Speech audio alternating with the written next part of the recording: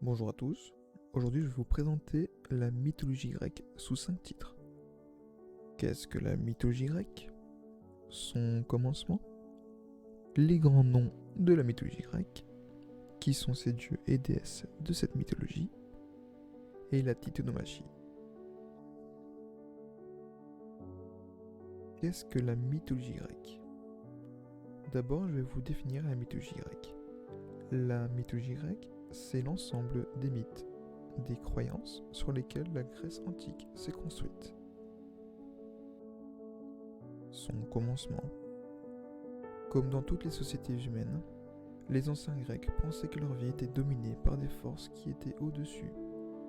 Ils faisaient en sorte de vivre selon leur bon vouloir, mais également demandaient des faveurs ainsi que protection. Les premiers témoignages du panthéon des dieux olympiens, qui vont prédominer durant toute l'Antiquité, se trouvent sur des tablettes de l'écriture linéaire B de la période mycénienne, 1650 à 1100 avant Jésus-Christ. Parallèlement aux grands dieux dont la majorité contrôlait les phénomènes naturels, il y avait une multitude de divinités moins importantes, telles les demi-dieux ou les héros. Les Grecs avaient créé une religion polythéiste, qui se traduit donc par le fait qu'ils croient en plusieurs dieux. Les grands noms de la mythologie grecque. Les deux sources les plus importantes pour la connaissance de la mythologie grecque sont Hésiode et Homère. Hésiode, au 7e siècle avant Jésus-Christ, dans son livre Théogonie, qui signifie génération des dieux, décrit selon lui comment ont été créés les dieux. Homère, quant à lui, dans ses deux sagas, l'Iliade et l'Odyssée, donne des informations précieuses sur les dieux qui habitaient le mont Olympe.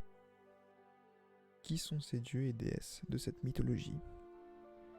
Les dieux olympiens sont des humanoïdes qui possèdent une puissance qui est largement supérieure à celle des hommes. Il s'agit également de personnes immortelles. Malgré ces quelques différences, les dieux partagent avec les mortels les mêmes joies, les mêmes amertumes de la vie. Ils ont comme eux les mêmes passions ou défauts. Ils tombent amoureux, ils les haïssent, ils sont jaloux, ou bien ils se vengent. Dans la religion des dieux de l'Olympe, il reste des traces de croyances plus anciennes, où certains êtres sont des démons inférieurs, tels Pan, les centaures, les méduses, les harpies, qui possèdent eux des attributs plus animaliers. C'est Homère qui mentionne le premier, le mot Olympe, en tant que demeure des dieux. Il est probable que ceux qui ont placé à l'origine des dieux sur le mont Olympe aient habité en Grèce du Nord, à l'ombre de cette montagne Olympe.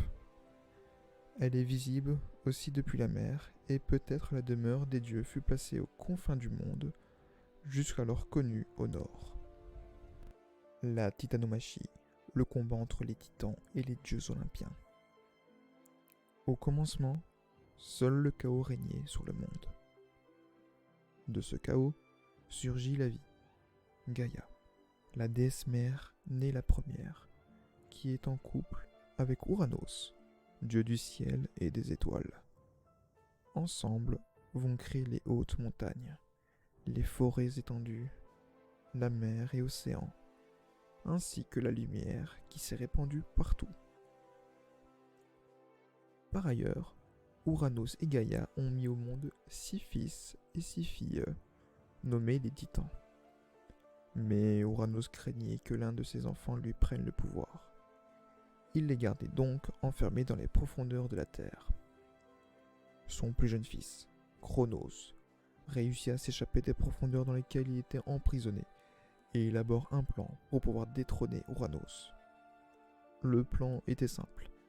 Il utilisera la force. Ce qu'il fit et réussit à battre son géniteur.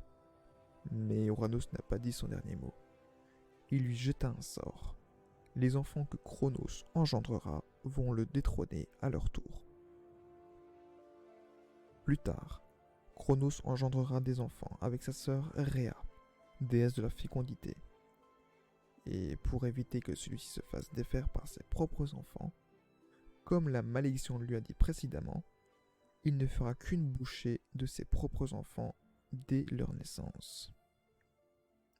Sa femme Rhea a cherché à sauver son dernier enfant, Zeus, roi des dieux. Elle l'a accouché secrètement dans une grotte en Crète. À la place de l'enfant, elle a donné à avaler à Cronos une pierre enveloppée de l'ange. Quand Zeus grandit, il a donné à boire à Cronos une drogue magique. Du ventre de ce dernier sont sortis les enfants qu'il avait avalés. Poséidon, dieu des mers et des océans, Hadès, dieu des enfers, Héra, protectrice des femmes et déesse des mariages, Déméter, déesse de l'agriculture, et Hestia, déesse de la pudeur et du foyer. Ayant pris Zeus comme chef, ils ont alors fait la guerre contre Cronos et les titans pour la souveraineté du monde. La titanomachie a duré 10 ans. Les dieux sont sortis vainqueurs et ils ont emprisonné les titans dans les profondeurs de la terre, nommés le Tartare.